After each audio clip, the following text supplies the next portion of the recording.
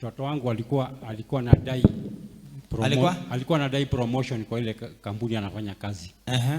Sasa ile Jumapili tulifanya Holy Communion ya kwanza. Nikakuja nikatoa sadaka kwa sababu hiyo promotion. Next day Monday alikuwa ameandikiwa barua ya promotion.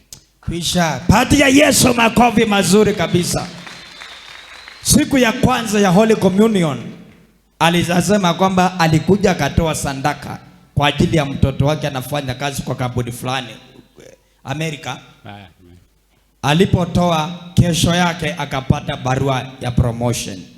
Paye tu sadaka ya makofi mazuri zaidi. So mambo yako sawa? Iko sawa. Kabisa. Kabisa. Mungu akubariki. Amen. Shuhuda yako ndio nguvu ya ministry hii.